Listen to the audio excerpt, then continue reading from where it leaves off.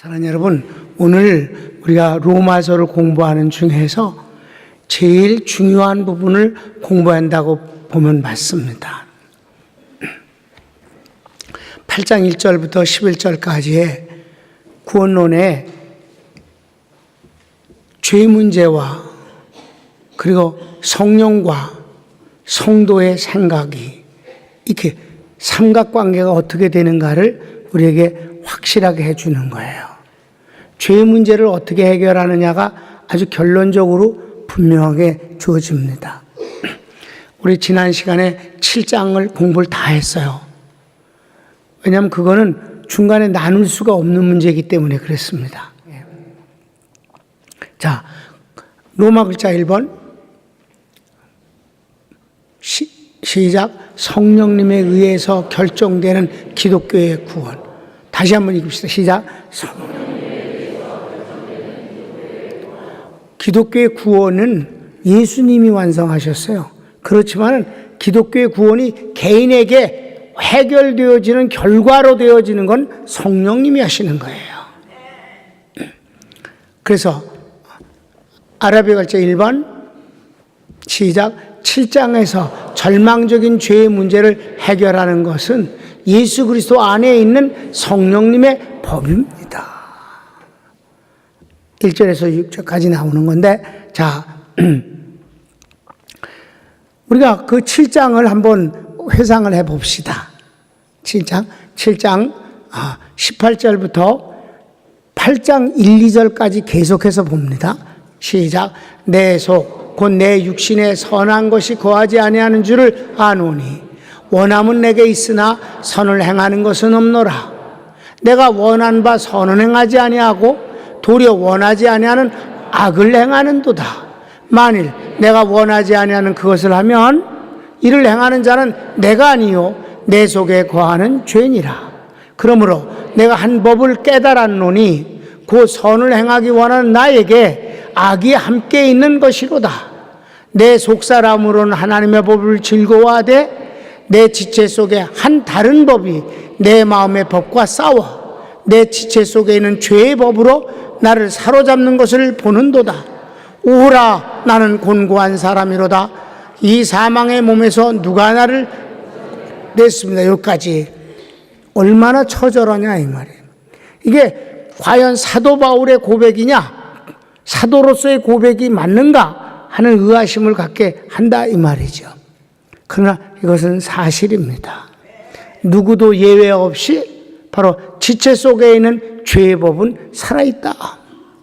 그런데 이제 마지막 25절과 1, 2절에 해결 방안을 말씀하고 있습니다. 자, 시작. 우리 주 예수 그리스도로 말미암아 하나님께 감사하리로다. 그런즉 내 자신이 마음으로는 하나님의 법을, 육신으로는 죄의 법을 섬기노라. 8장 시작. 그러므로 이제 그리스도 예수 안에 있는 자에게는 결코 정죄함이 없나니 이는 그리스도 예수 안에 있는 생명의 성령의 법이 죄와 사망의 법에서 너를 해방하였습니다. 아멘.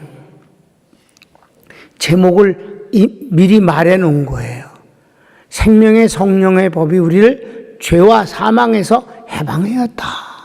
이게 이제 제목입니다. 과연 어떻게 해서 그렇게 해방이 됐는가 하는 거를 미리 답을 해놓은 것을 이제 살펴보게 될 것입니다. 가로치고 1번 시작. 성령님의 법이 죄와 사망의 법에서 해방시킵니다. 세상의 법이 아니라 사망의 법입니다. 읽었습니다. 1, 2절입니다. 가로치고 2번 시작. 율법은 육신의 죄성 때문에 구원할 수 없지만 하나님이 하시는 방법은 아들을 죄 있는 육신의 모습으로 세상에 보내어 죄를 담당케 하시는 것입니다. 이것의 효과가 육신을 신뢰하지 않고 영을 따르는 사람에게 나타나게 됩니다.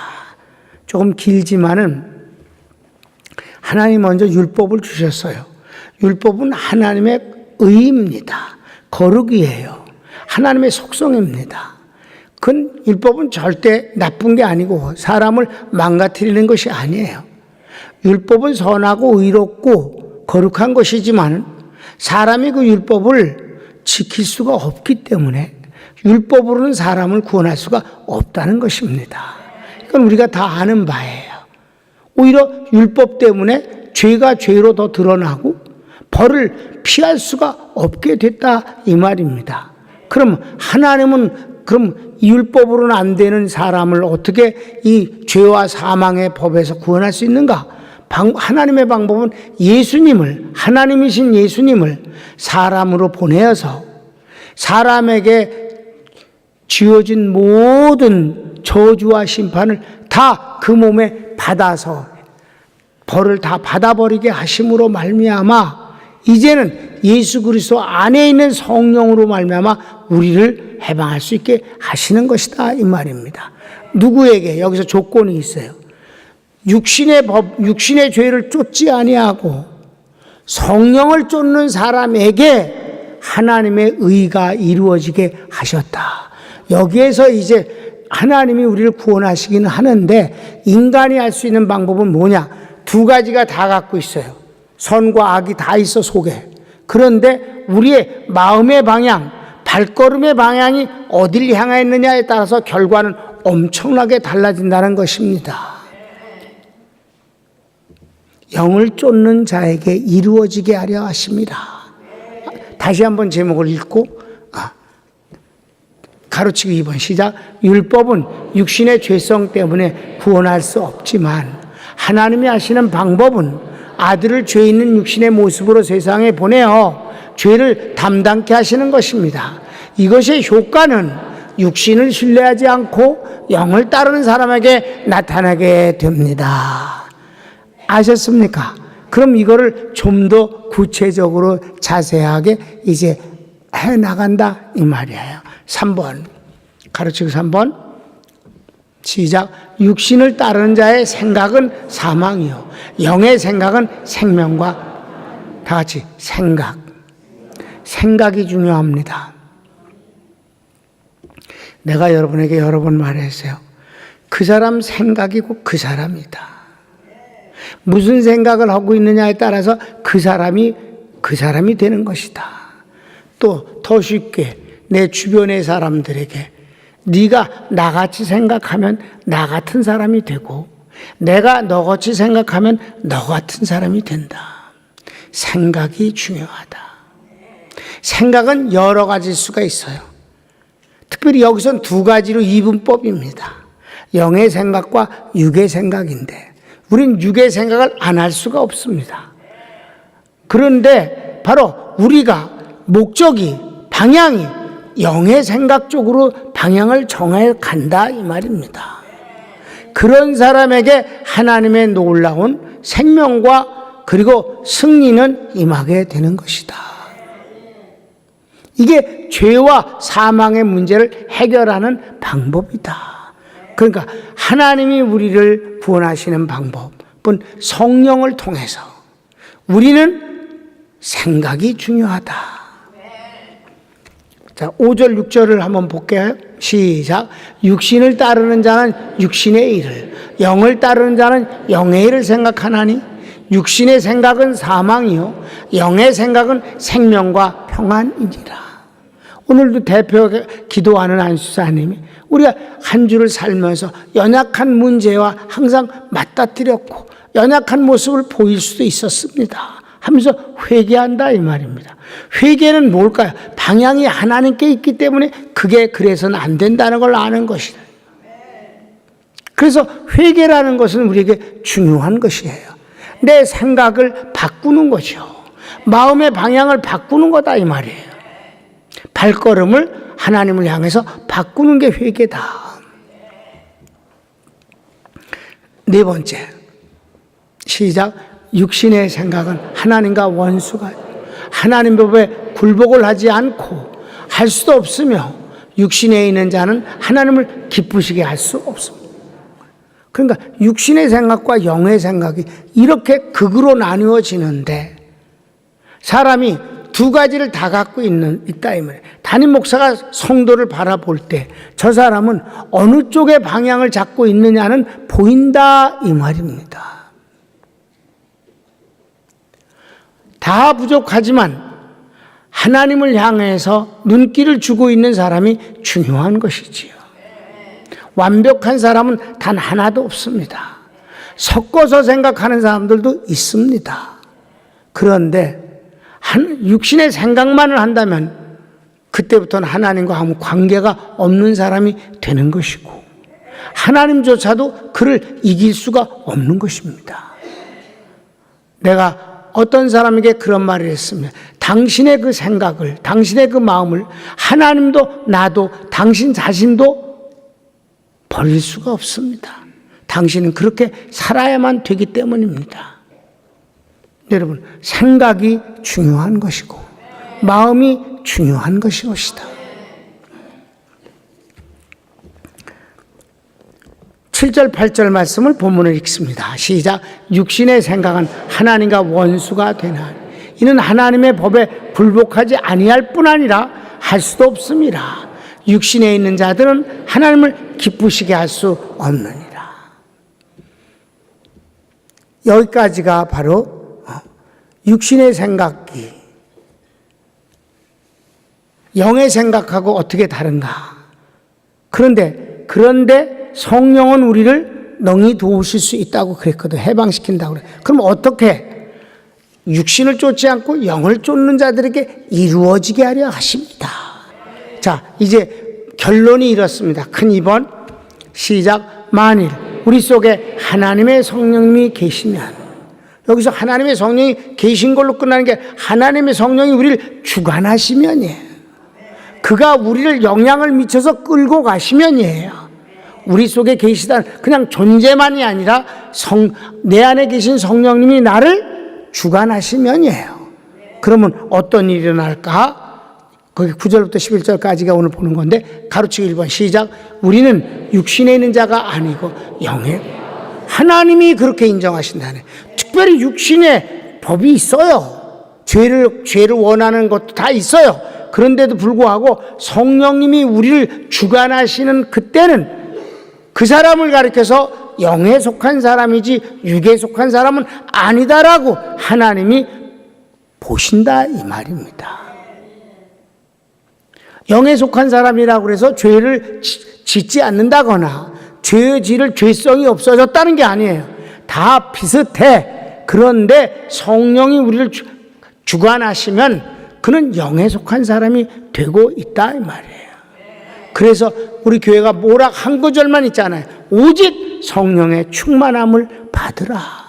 술 취하지 말라. 이는 방탕함이니. 그러니까 어떻게 술을 먹을 수 있어. 술을 취했다. 술에 취했다. 그건 술의 사람이 된 거예요. 성령의 사람이 되면 영에 속한 사람이다.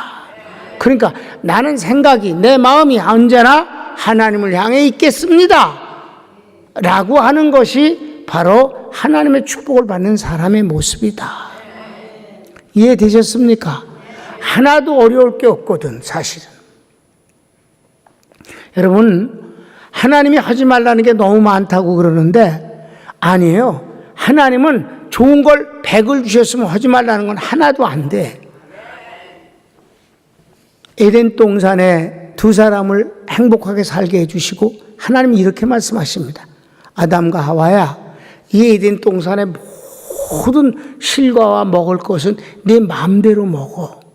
한 가지만 먹지 말아라. 동산 중앙에 있는 선악과는 먹지 마라. 그거는 먹으면 죽는다. 하나님이 주신 건 수십만 가지예요. 한 가지만 먹지 말라 하신 겁니다. 그거 한 가지 안 먹는 게 그렇게 힘든 겁니까? 하나님이 주신 게 너무 많아요. 하나님이 주신 선물은 너무 많아서 다 쓸 수도 없습니다. 그러니까 성령에 충만한 것이 최고입니다.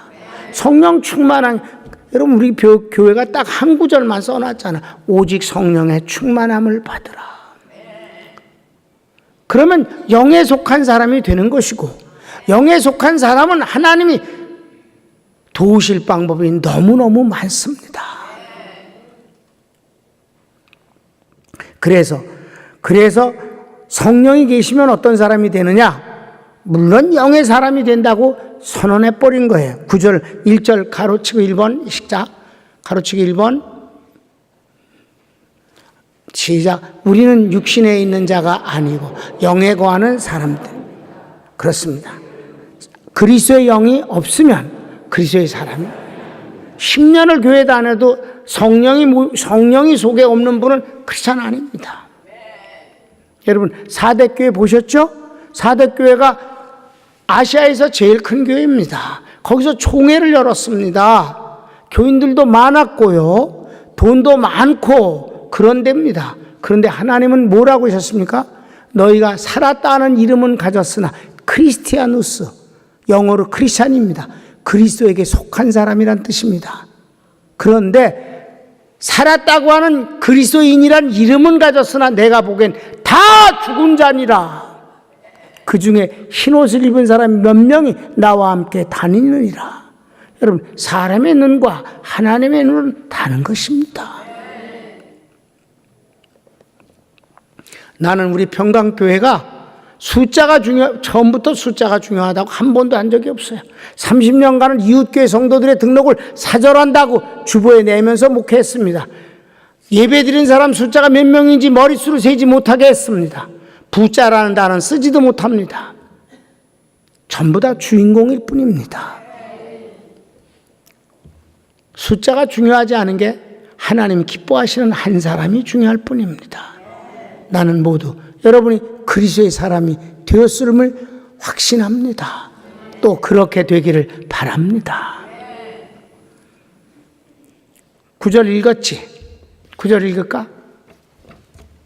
시작. 만일 너희 속에 하나님의 영이 거하여 너희가 육신에 있지 아니하고 영에 있나니 누구든지 그리스도의 영이 없으면 그리스도의 사람이 아니라. 그렇습니다.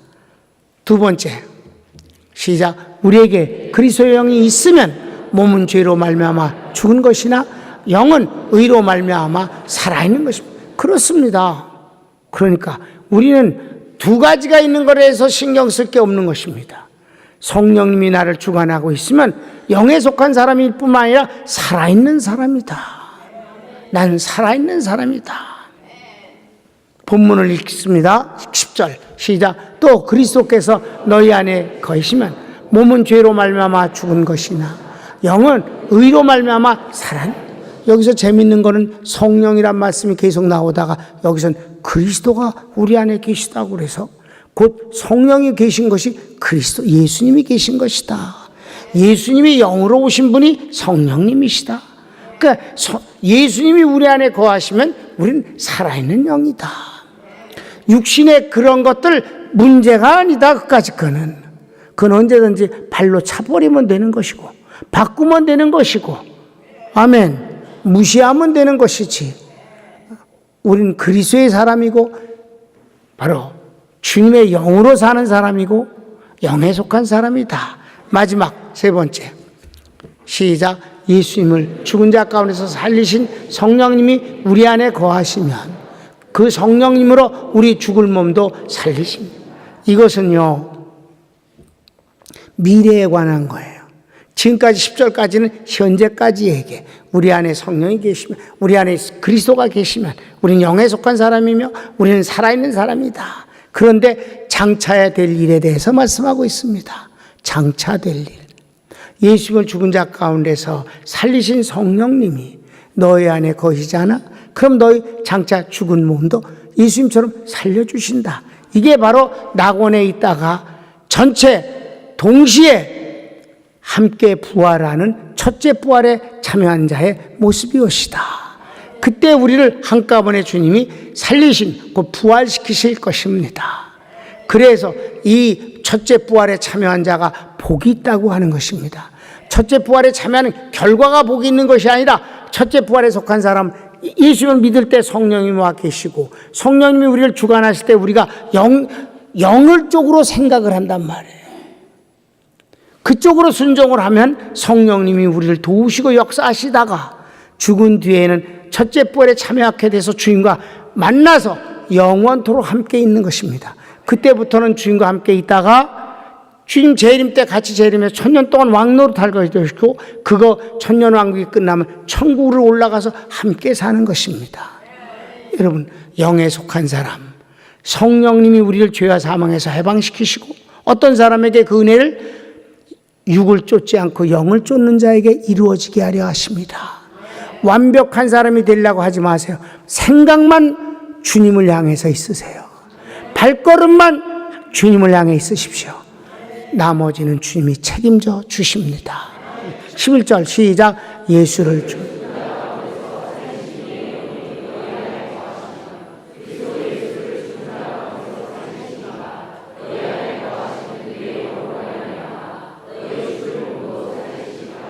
아멘. 아멘. 이게 바로 오늘 로마서에서 제일 중요한 부분 8장 1절부터 11절까지 기독교의 구원에 대한 성령님의 역사, 그리고 인간이 어떻게 하기를 하나님 바라셔? 완전하게 죄를 짓지 않기를? 아니요. 내가 영을 쫓는 자가 되는다. 주님을 향해서 내 얼굴을 돌린다. 그럼 나머진 그분이 다 해결하신다. 손을 모읍시다. 같이 주여 한번 부르기도 할까요? 주여, 하나님 감사합니다. 우리의 연약한 것을 하나님께서 도우시고 축복해 주심을 감사합니다. 사랑하는 주님 감사합니다. 사랑하는 주님 감사합니다.